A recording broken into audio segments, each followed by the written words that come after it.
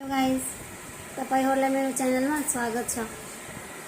आज म तपाईहरुको बीचमा एउटा नयाँ कुरा लिएर आएको छु।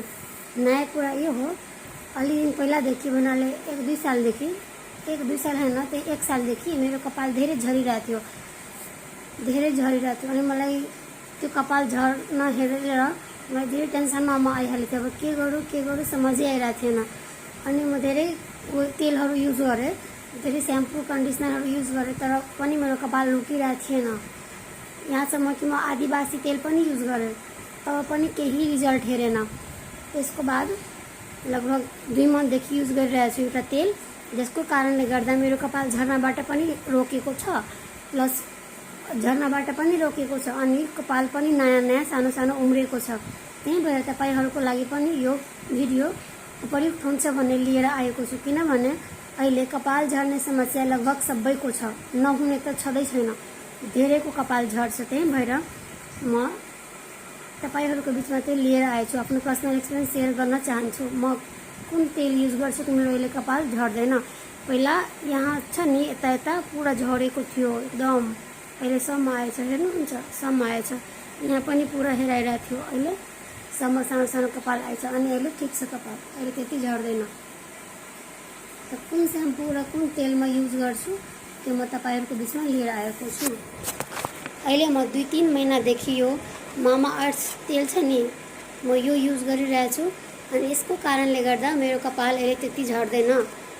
अलि मात्र झर्छ, त त्यति झर्दैन। पहिला कति झर्थ्यो म पहिला हेरेर आफै टेन्सनमा आइहालेको थिएँ अनि यो तेलले गर्दा मेरो कपाल अब त्यति झर्दैन। हेराइरहेको छु, यो तेल छ नि, यो मामा अर्थको तेल, अनि यसमा यो कंघी पनि दिएको छ लगाउनको लागि। अनि यो जति म लगाउन थालेँ 2 महिनादेखि, तब मेरो कपाल धेरै कम झरिरहेछ। त्यही भएर तपाईहरुको पनि झरिरहेछ भने म यही सजेस्ट गर्छु, तपाईहरुलाई पनि म यही सजेस्ट गर्छु, एकचोटि तपाई यो तेल लगाएर हेर्नुहोस्, तपाईहरुको पनि कपाल झर्नबाट रोक्छ। यो तेल युज गर्नुहोस् अनि यो युज गरेपछि त्यसपछि सक्नुहुन्छ भने तपाई सिरम पनि युज गर्नु होला। यो इन्जोको सिरम पनि म युज गरिरहेको छु, यो सिरम पनि एकचोटि युज गरेर हेर्नु होला। यो त भिजेको कपालमा युज हुन्छ, त्यो त थाहै भयो तपाईहरुलाई, छैन भने त्यसको भिडियो पनि म हालेछु युट्युबमा, त्यो पनि गएर हेर्नु होला।